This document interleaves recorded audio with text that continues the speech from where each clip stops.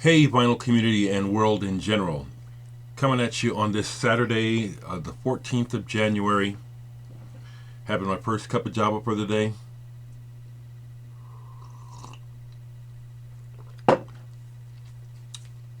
Today I want to review a piece of music that came in, and also probably going to do some commentary at the end. So just so that you know that probably a little bit of political commentary at the end of the video. Okay.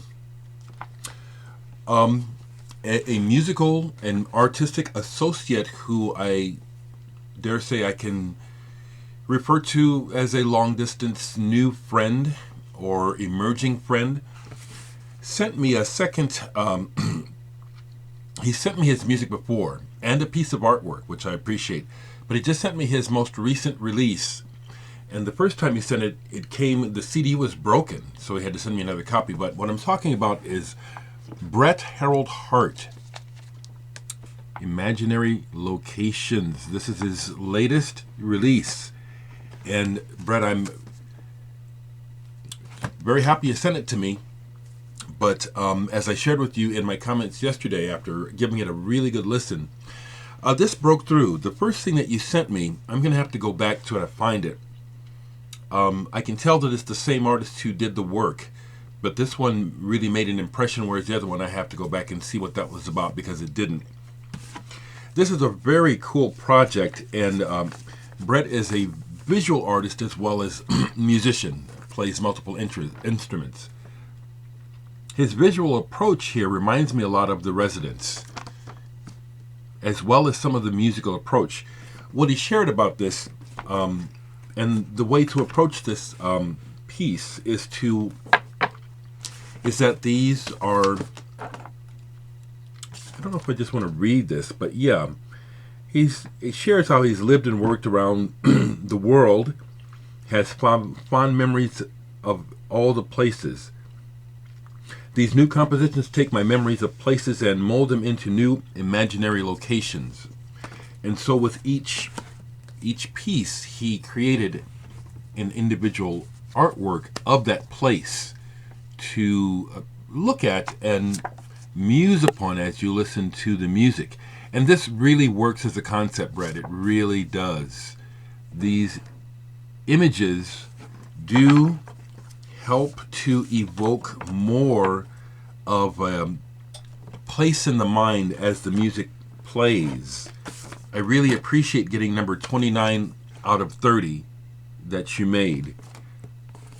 Comes with an individual piece of artwork made by Bret. I have landscape number 17.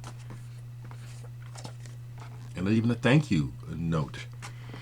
I do want to enthuse about this, and I don't know if Bret, if you're selling more of these or if you're making any more of these, but I would like to encourage you folks to check this out. I know that some of you folks would really like this. The other artist that I hear in the mix of what you're doing is Fred Frith and the Art Bears. There's some really neat soundscapes that are set up through your guitar work, and some of this is kind of lo-fi in the recording, and that works actually. It kind of almost works like an audio snapshot, of a place, kind of grainy, not just perfect. It's like, well, this is what I could capture. I was just here for a second. What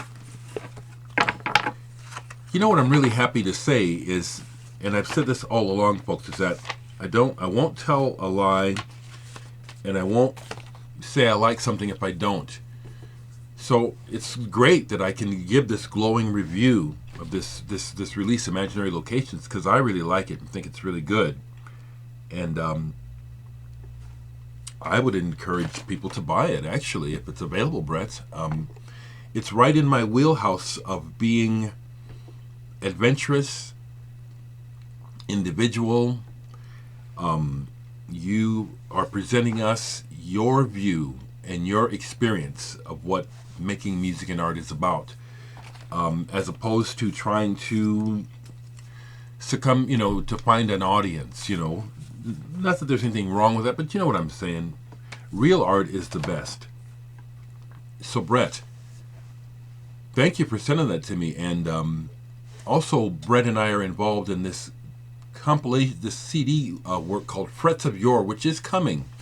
It's a large project. It's taking longer than I think than Gonzalo thought it originally would. But we both have pieces coming up on this CD project, which I'm very proud of, and very, very pleased to be associated with Bret and other artists of his ilk. Thanks again, Bret. I'm keeping this short, but I do want to just say that yesterday on Facebook, for the first time in a long time, I made a comment politically. I really have kind of dampened it down because the toxic nature of the atmosphere in America right now is really bad. People can barely talk to one another. People do not listen to one another. I just deleted some comments on some other videos of mine. One of them was from a person who declared himself as a Republican, and the first thing they want to do is tell me what I'm thinking. I do not accept that, and there's a lot of this going on. People do not listen.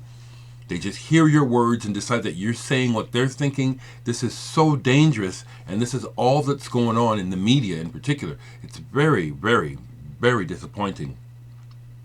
And the other thing I want to say is this, is I actually have people who don't know me, but are connected somehow, fans, friends, who will leave these comments. We'll give them a chance. I am not an idiot, and I'm just gonna tell you, I've been here for almost 62 fucking years. I see what this man and what business and classism is about. It's very clear what this is about. It's not about my rights. It's not about improving my life directly.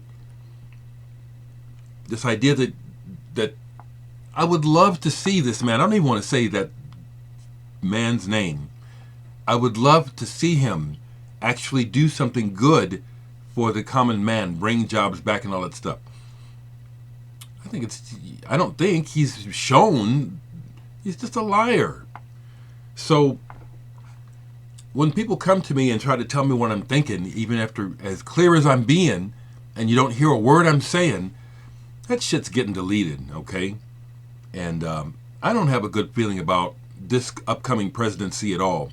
And I didn't have a good feeling about Obama's presidency at all. And what I thought would happen is exactly what happened. And any of you people that follow me on Facebook, if you go back years and look what I said before he even got elected into office the first time, I said it from the beginning, okay? Politicians don't fool me. It's a rigged, fixed, broken game, people. I have no need for false hope in that shit. We as individuals have to find a way to fix things, if it's even possible. I'm smiling because, Bret, I needed to say that. Sorry if you're upset that I'm mixing politics with your review video, but you know how I operate. Peace, people. Peace.